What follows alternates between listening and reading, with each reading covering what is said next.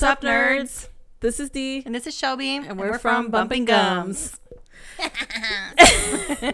Thanks for joining us for another episode of Bumpin Gums.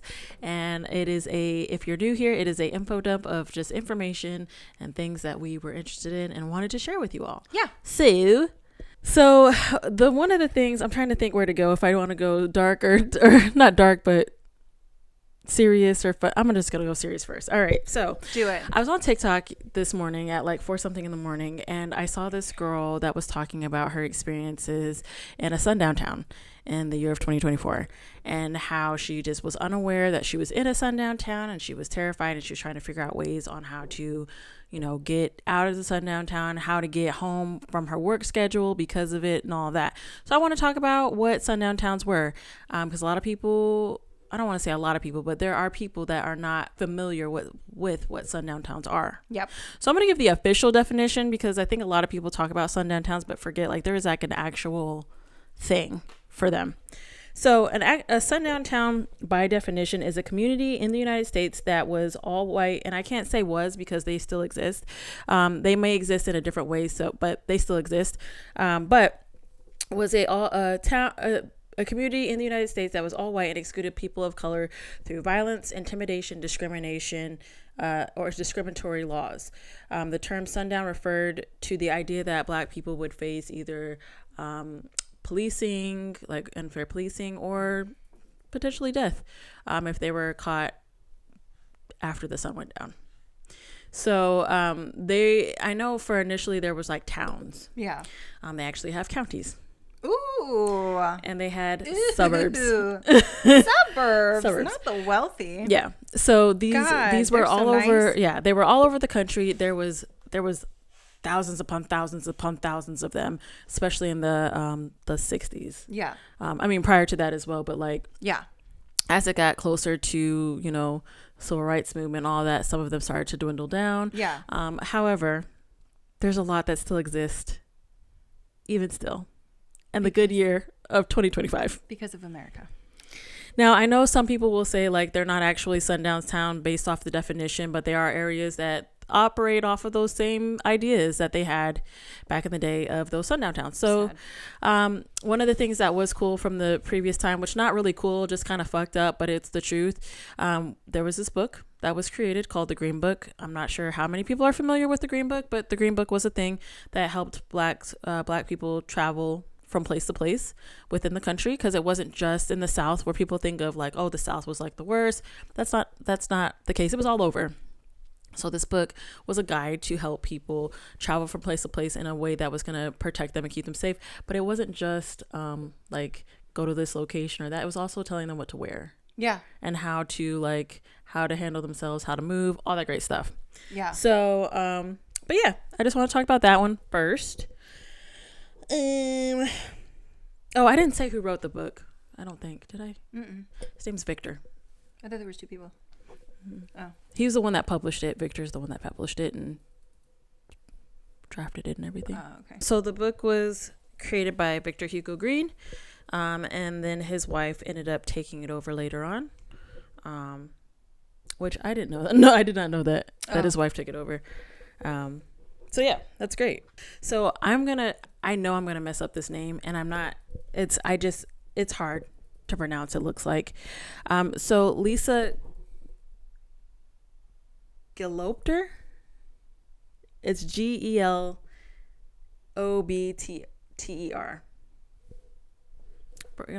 We're Love that. Lisa G.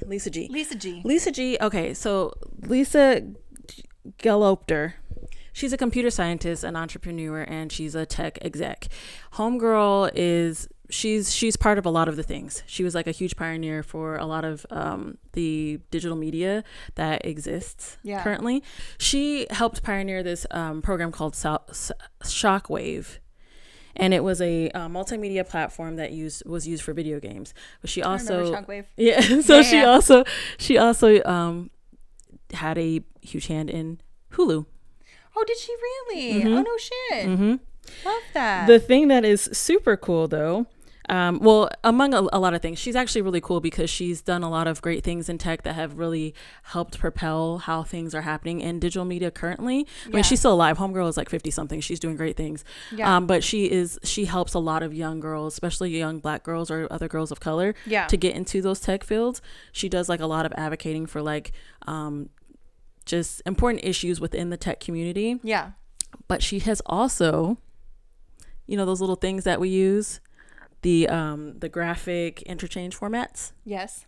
She's the reason they exist. The animation. No way. She's the one that created them. So those things known as GIFs that we use all the time. No way. Lisa's the one that did that. Okay, Lisa G. Shout out to you, Lisa. Thank you, girl. Girl power. Girl We power. love them gifts. We love them GIFs. GIFs or GIFs? I don't know how they. GIFs. Whatever. GIFs. Love them. Tomato, potato. Literally. Yeah. So shout out to you, girl. Love that. Some great things. Black woman. Yes. Great things. Love you, girl. You did some great. And like continue to do great things for the community. I think that's awesome. And just tech. I think that's huge because getting people of color in tech. Hell yeah. Is awesome. So yeah. My last thing. This is very random. Okay. I love it. I got a Snapple fact. Snapple fact. And I was like, this cannot be true. And it was talking about bubble wrap. Ooh. Okay. So apparently bubble wrap was used initially, or when it was first introduced to the world or the country, it was introduced as wallpaper. Oh, right. So they tried to market it as wallpaper. People were like, absolutely not. That's weird. Could you imagine like actually having both? Honestly, my little autistic self would be like, boop, boop. It would just fill my whole little and dreams. just pop and everything. I'd have to get new wallpaper all the time. All the time. So they tried to market it as that, and they were like, absolutely not. That's not gonna work. Mm-hmm. So they marketed it as like greenhouse insulation. Interesting. Right. But also innovative. Right. Love that. So it was invented in the 50s. So 1957, I believe it was that it was created. 50s was doing some wild doing all types of stuff. And I'm like, I'm here for it. So in the 50s, there was two engineers, Mark Chavanis and Alfred Fielding. They're the ones who created bubble wrap. In 1960s, they established a sealed air core, and that following year, so in 61 is when IBM started to use it as packaging for their computers. Interesting. And it had changed it ever since after that. Yeah, because after that they were like, oh, this is great for packaging. Yeah, they use bubble wrap for everything. For everything. But the reason why I even brought up bubble wrap is because it is Bubble Wrap Appreciation Day. Today? Yeah. Oh, happy Bubble Wrap Appreciation Day. I think it might be tomorrow. Today's the 26th, so I think it'll be tomorrow. Interesting. Yeah, so it's and the reason why Bubble Wrap Appreciation Day even came to be is because some radio hosts, and I think like Indiana or something like that, were unwrapping microphones on their broadcast, and it was popping in the mics, and people like loved it. Oh my god. And so it stuck around ever since after that. Interesting. So people, in order to celebrate, people like make cute little bubble wrap outfits. They they get things of bubble wrap and they just pop it. Like they do all types of it makes me so funny. Happy. It makes me so happy. Yeah, so it's been like that ever since. I love that though. Isn't that weird? That's weird as shit. Yeah. I think it's just weird that it was originally supposed to be for wallpaper. Like who the fuck would want that as wallpaper? Could you imagine? I would. It would be ruined within 5 minutes. Within 5 minutes, and now you just got saggy balls. To do, like, facts? Were they just trying to do like some futuristic bullshit? Because I just don't understand what the appeal of it would have been. I don't either, except to not like hurt yourself if you ran into the wall. Maybe. Or I mean, this was in the 50s, so they were still knocking around people. That's true. So maybe it was like to protect protect the wall. That punch. Well, it's to protect the wall. Well, from whatever face was being thrown into it. It's like, we need to protect this wall. I need to be able to hit my wife in peace and maintain my home. I'm not gonna have any smudges over here on these walls. Can't have these walls busted up. Because her face? Her face? No. Wouldn't that be crazy to find out that these two men created bubble wrap because they were beating the fuck out of their wives? Girl. This is all hypothetical. Terrible. For all they didn't do this. For all of those who would like to come down our throats and throw us a bunch of different facts that is not true. This is all hypothetical. We're just fucking around. Yeah, we're just fucking around. But wouldn't that be crazy? That would be crazy as shit. That would be crazy insane. as fuck. That'd be sad. He just made it just because he was... Yeah, he's like, God damn these walls. Listen... I put a hole in that last one because her head really just went through. Listen, that's what it was about in the 50s, beating the shit out of women. Keep them in line. Keep them in line. We need them barefoot, naked, and pregnant in the kitchen. Girl. I just threw the naked in because I don't like clothing. I would have been that spinster with like 17 cats and like 16 shotguns ready to blow off that lady face. Always crazy. She always mad on her yard, but she ain't never had nobody at the house. Nope. Best believe. I would have been in jail. Hit me one time. Anyways. So yeah, that was my info dump of the day. Love that. Yeah. Love that. Yeah. I'm going to do my best to pronounce this properly.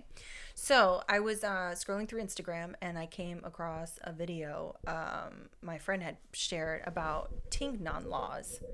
And I thought that was super fucking interesting. So I'm going to start off with Tignon laws, which I'm going to do my best to be able to keep pronouncing it properly. I've been working on that word all day. So hopefully I'm doing well. Okay, so the Tignon law was a law that was passed in 1786 that required black women in Louisiana to wear a tignon, a headscarf over their hair.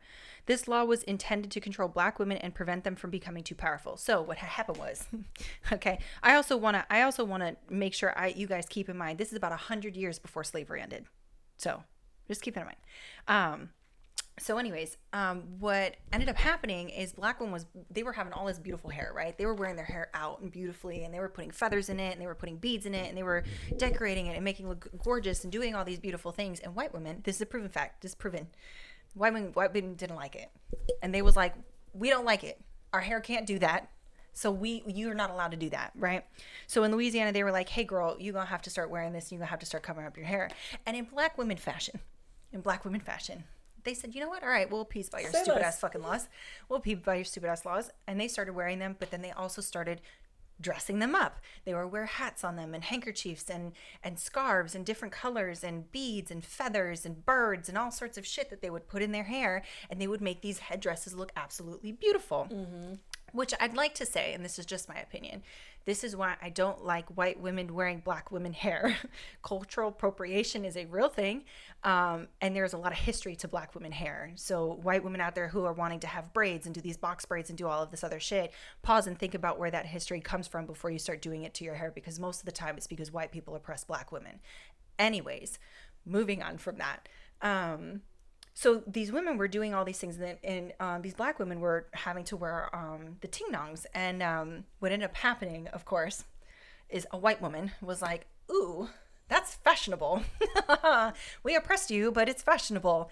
So Empress Josephine, who was Napoleon Bonaparte's boo, she was like, she was like, hold on, I like that. And this is where haute couture came into play, because she's from France, by the way, if nobody knows. Napoleon Bonaparte and Empress Josephine were from France.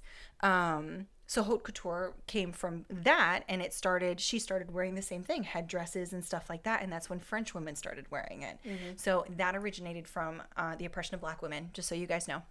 But that's what I learned about the Tignon law, which I thought was crazy cool. The thing that I always find interesting about that, because history repeats itself over and over and over again, and there's so many things, especially when it comes to black hair and just how we care for our hair, how we do our hair, what we do to our hair, that has the thing why it's always an issue is because we are constantly criticized and have been criticized about how we do certain things, whether it's hair, whether it's fashion, whatever it is.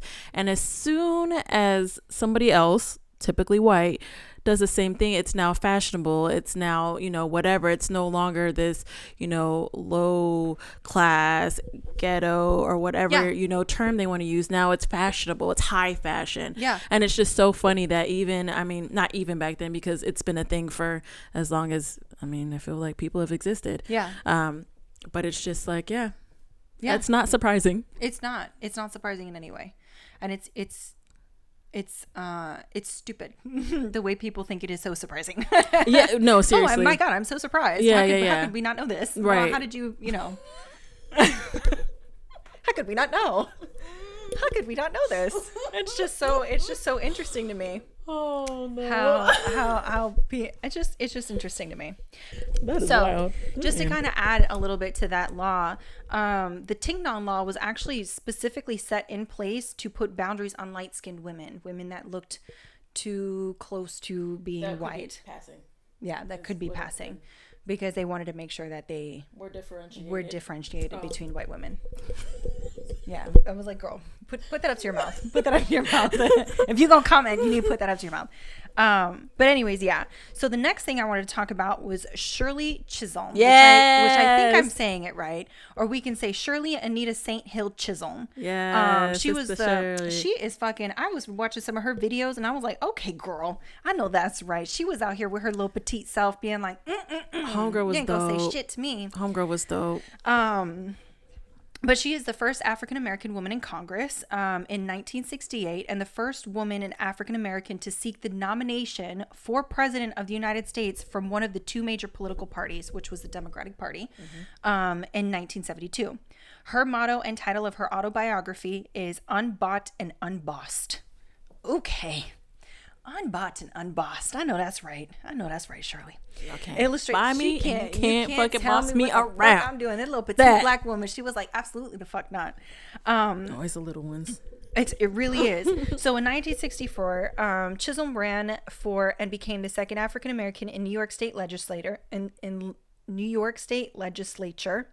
After court-ordered redirecting created a new a new heavily Democratic district in her neighborhood. In 1968, Chisholm sought and won a seat in Congress. They called her Fighting Shirley. The Fighting Shirley. I know that's right, man. I know she threw some hands back in the day.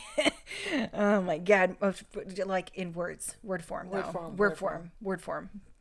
hands. Wouldn't it be funny to find out like homegirl was out there duking people in the street in the name of this law? She was getting up in them damn the meetings, the meetings, the media, the cameras, all of that. She was up in there, girl. She was not playing around. She introduced more than 50 pieces of legislation. Sorry, when I get really excited, I get tongue-tied. So excuse me. And championed racial and gender equality, the plight of the poor, and ending the Vietnam War. She had a hand in that shit. That woman was badasseries.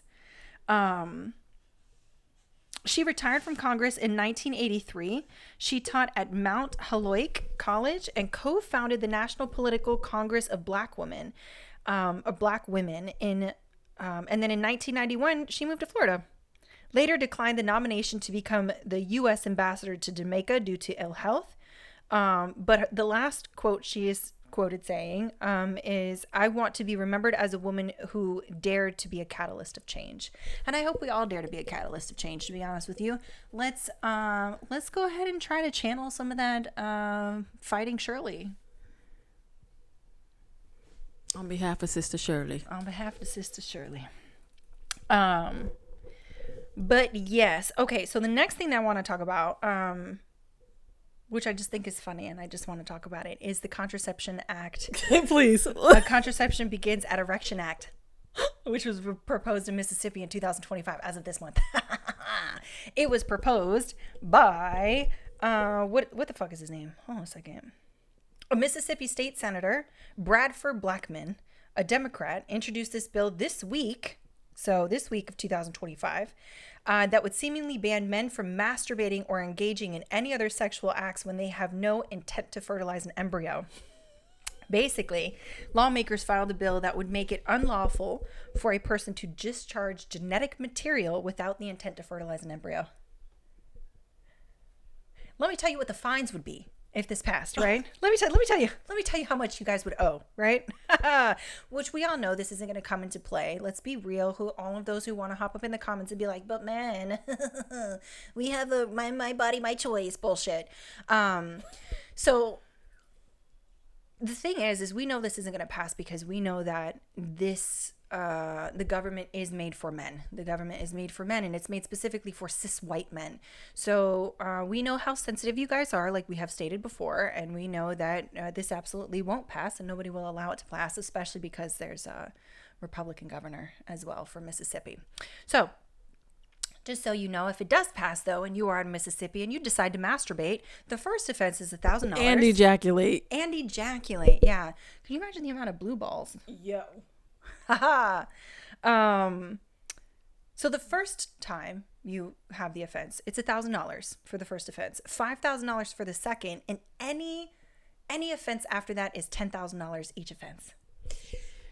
How do you, hypothetically speaking, say that actually passed, right? Yeah. How do you police that? You got to tell on people, just like you have to tell on people when they go and have an abortion. You have to snitch. You got to be a snitch. My other thing is... And this time snitches won't get stitches because I'm for it. For it. Anyways, then. Yeah. I hope it passes. So last but not least, I wanted to talk about the history of horchata.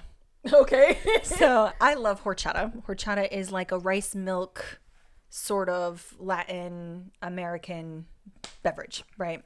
It's kind of like an agua fresca. So, but actually it originated from ancient Egypt and it was called chuffa milk and it was made from tiger nuts and, Not what I heard. Tiger's nuts? I thought you said tiger nut and I was like, that's insane. Why would they put that in a drink? Well, you know, back then, I mean, back then they believed in some wild shit for real. I mean, they lived long. I mean, whatever. if it was working, sign me up. Do you? No. Tiger no. nut? Go, go, go. I've taken less. Leave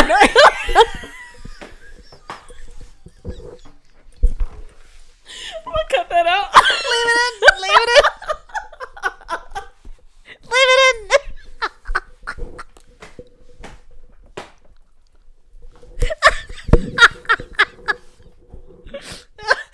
No. Leave it in. Leave it in. Oh my God, please. Please, dear God. When Spain decided to be like, hey, I'm going to go ahead and travel the world and see some shit, they discovered the chuffa milk in ancient Egypt. They discovered the chuffa milk in ancient Egypt. And then Spain turned it into horchata de chufa. So that's actually still super popular in Valencia, Spain. So it's actually a very popular drink in Valencia, Spain. But then when the Spaniards decided to be like, we want to conquer some more shit, let's go find some other land. They landed in Latin America and then they brought the drink with them. But in Latin America, they didn't have tiger nuts readily available. What? All I think of is tiger nut. Girl, I thought I just didn't have some tigers over here. Girl, I was like, did she say tiger nut? And No. What?